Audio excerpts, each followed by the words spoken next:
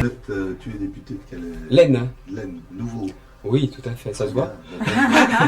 Première bagarre politique à Saint-Quentin en 1989. Vous loupez la première marche de l'escalier qui devait vous mener à la mairie.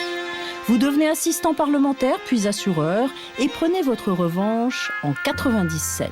Secrétaire d'État à l'assurance maladie, puis ministre de la Santé, sa marque de fabrique, faire des réformes. En juin 2007, le voilà propulsé ministre du Travail, et grand travailleur il l'est, à quelques siestes près. Alain Juppé cherche un rapporteur à l'Assemblée pour son projet de retraite. Il vous sort de sa manche. Jean-Pierre Raffarin veut combler le trou de la Sécu. Il vous fait secrétaire d'État à la Santé.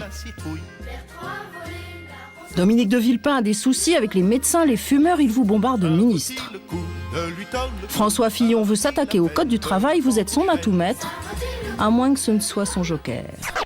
Xavier Bertrand devient secrétaire général de l'UMP. Profil bas affiché, et pourtant, ce poste de secrétaire général de l'UMP, il en rêvait. Pour les élections régionales, en tout cas, Nicolas Sarkozy verrait bien Xavier Bertrand, son ancien ministre du Travail, un adversaire de moins pour lui, aux primaires de l'UMP.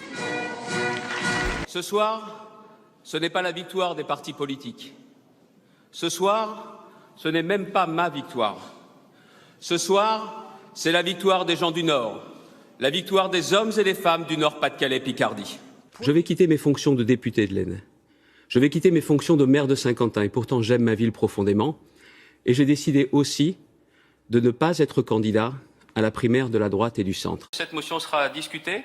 Vous serez encore là, vous ne serez plus là, madame. Parce qu'en définitive, c'est ça le véritable sujet. Nous étudierons cette motion sur le fond en fin de séance, pour celles qui seront encore là, bien sûr, parce qu'il est vrai que vous êtes ici une intermittente, vous l'êtes tout autant au Parlement européen. Avant que j'ouvre le débat, on n'a pas besoin de hurler, Madame Le Pen. Cette position de compromis de votre parti, appelée à faire barrage au FN, mais sans citer Emmanuel Macron, elle vous met en colère. Pourquoi ? Oui, elle me va pas.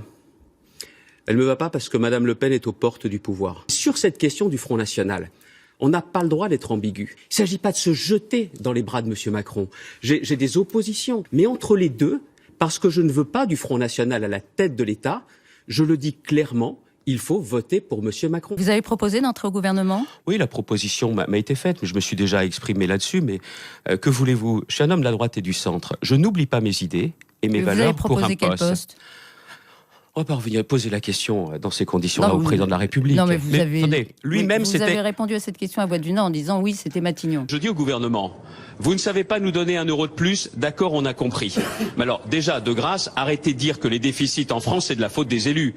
Quand le président de la République dit qu'il faut supprimer le nombre d'élus locaux dont les 3/4 sont bénévoles, je n'avais pas bien compris qu'ils étaient responsables du déficit. Maintenant, s'ils peuvent pas nous donner de l'argent en plus, alors qu'ils nous donnent des libertés en plus, arrêtez de nous bloquer, arrêtez de nous faire les poches, laissez-nous bosser. Vous n'avez pas encore réagi à l'élection de Laurent Wauquiez, 75%, c'est un beau score, vous l'avez félicité ? Non, parce que j'ai décidé de quitter définitivement les Républicains. C'est une décision qui n'est pas facile, mais qui d'une certaine façon s'est imposée à moi. Je m'étais déjà mis en retrait depuis le soir du premier tour de l'élection présidentielle, quand j'ai vu que ma famille politique ne voulait pas dire clairement qu'il fallait voter Emmanuel Macron pour faire barrage à l'extrême droite. Et je pense sincèrement qu'aujourd'hui, nous sommes dans une dérive, je ne reconnais plus ma famille politique, alors j'ai décidé de la quitter. C'est pas simple, parce qu'il y a les adhérents, il y a aussi de nombreux élus pour lesquels j'ai de l'affection, je suis attaché à eux. Mais aujourd'hui, je crois aussi que ça ne se joue plus dans les partis politiques. Parce que je crois qu'aujourd'hui, si vous voulez réussir, il faut rassembler. Pour conclure, Xavier Bertrand, vous êtes un opposant, vous êtes un adversaire, vous êtes un constructif, puisque vous n'êtes plus à LR et vous n'êtes pas encore En Marche. Je ne le serai pas.